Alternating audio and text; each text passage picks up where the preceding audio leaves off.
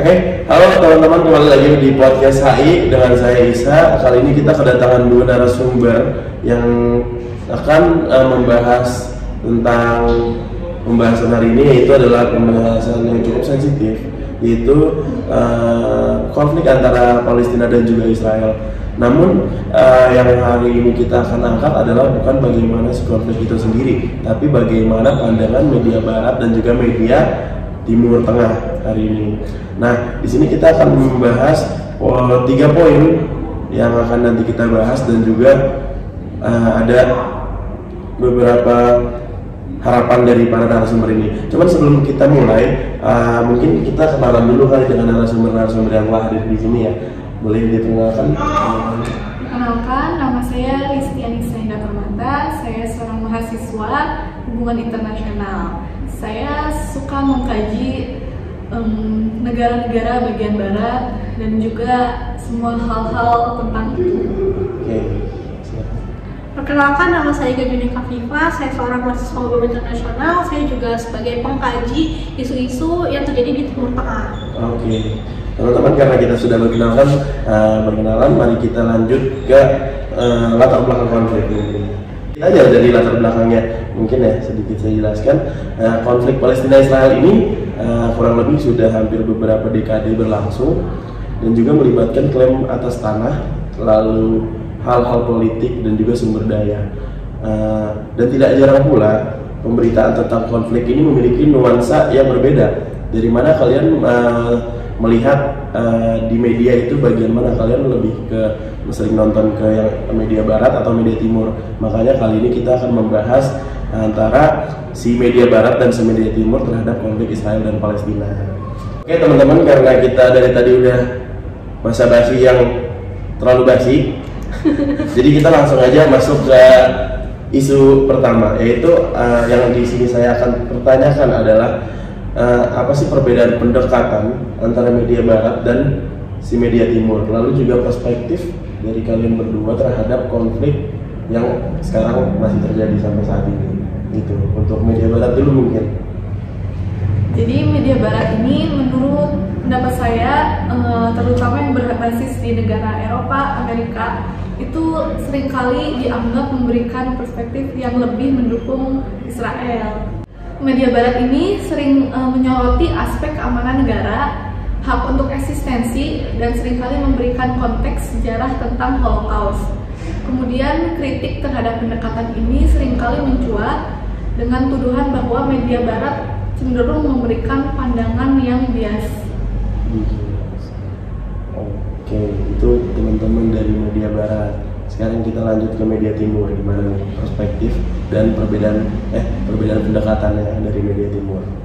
Jadi kalau dari sisi lain media Timur Tengah, memang media Timur Tengah khususnya itu di negara-negara Arab ya sekitarnya cenderung menyoroti sisi Palestina dan seringkali menunjuki empatinya terhadap penderitaan rakyat Palestina. Mungkin hal ini tuh disebabkan oleh faktor sejarah, keagamaan, dan solidaritas regionalnya. Apalagi kemarin ya para persatuan bangsa-bangsa Arab gitu ya, kalau nggak salah nama organisasinya OKI, organisasi kerjasama Islam gitu kan, dia membuat rapat itu untuk menyerukan ceasefire atau gencatan senjata terhadap konflik Israel maupun Palestina. Ini menunjukkan untuk Israel stop, bahkan mereka juga sempat sekali menyerukan kemerdekaan untuk Palestina tersebut. Jadi memang kalau dari sisi media Timur tuh lebih cenderung memberikan sorotan pada penderitaan rakyat Palestina. Oke, teman-teman, itu semua cukup kompleks ya teman-teman pembahasannya. Mungkin karena kita sudah membahas tentang perbedaan prinsip dan juga cara pendekatannya dari si media Timur dan media Barat gimana, mungkin kita langsung masuk ke framing si berita. Jadi kita juga di sini harus memahami konsep framing berita, bagaimana sebuah berita itu disajikan dan kata-kata apa saja yang digunakan dan gambar yang dipilih dapat sangat mempengaruhi persepsi pembaca atau penonton. Jadi dalam yang saya lihat ini, dalam media Barat mempublikasikan berita tentang Israel dan Palestina ini, Media Barat mungkin menggunakan framing yang menekankan keamanan Israel atau hak untuk eksistensi. Sebagaimana yang saya lihat bahwa rakyat Israel pernah membuat suatu berita tetapi tidak sesuai fakta, bagaimana di situ rakyat Israel sedang bergerombolan lari-lari dan itu diliput oleh berita, padahal di situ tidak ada kejadian apapun. Mereka hanya berlari agar berita itu tidak memihak bagaimana negara Israel, padahal itu tidak sesuai fakta. Dan juga saya melihat bahwa jurnalis salah satu media Barat sedang meliput kejadian di Israel dengan cara mengumpat di suatu kolong jembatan atau suatu kendaraan, padahal keadaan di situ aman-aman saja, tidak ada kejadian apapun, dan itu benar-benar tidak sesuai fakta yang terjadi. Oke, itu teman-teman dari media Barat. Mungkin kita bisa lanjut ke media Timur. Kalau sekarang media Timur itu lebih cenderung menyoroti penderitaan warga Palestina dan juga keadilan sosial. Mungkin karena balik lagi ya, media Timur Tengah itu kan memang media dari negara-negara Arab ya.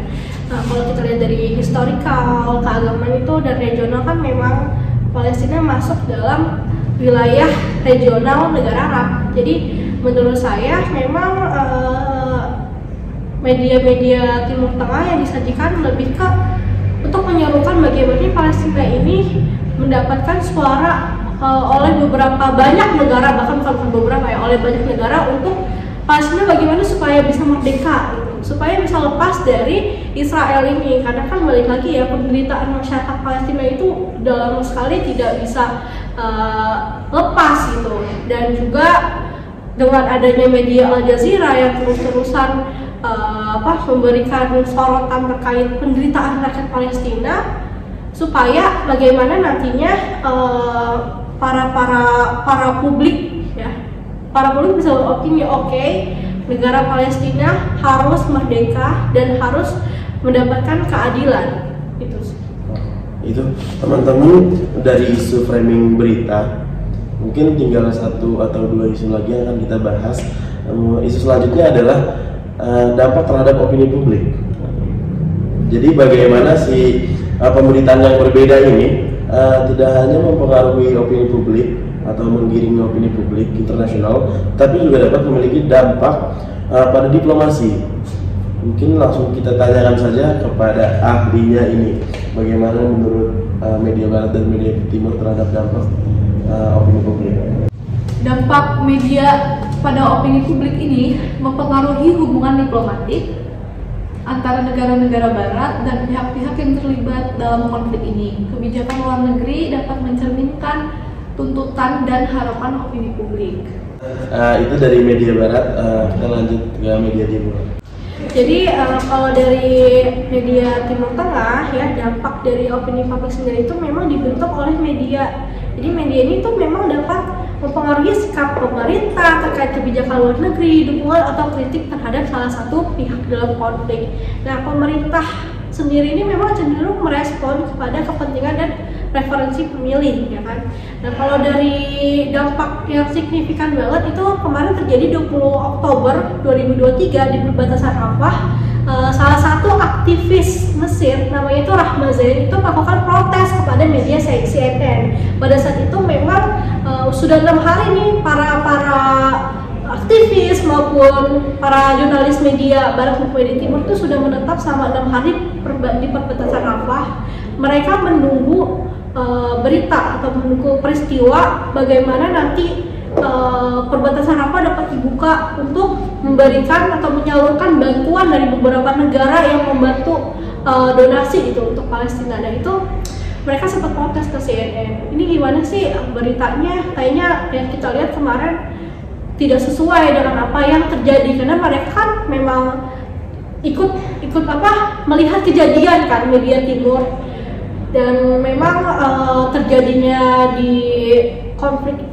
konflik ini tuh memang lumayan bikin kita agak bikin kita terpecah belah lah, karena ya balik lagi kan dari beritaan media-media berikut ini, media-media timur dan media barat ini memang sangat bersebelahan.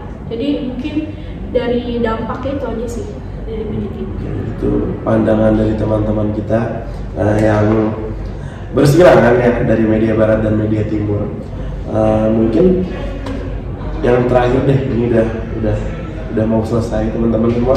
Yang terakhir buat kita semua, apa sih harapan dari teman-teman ini untuk kedepannya dan untuk media barat dan si media timur dan terhadap si konfliknya ini apa sih? Mungkin dari media barat dulu boleh.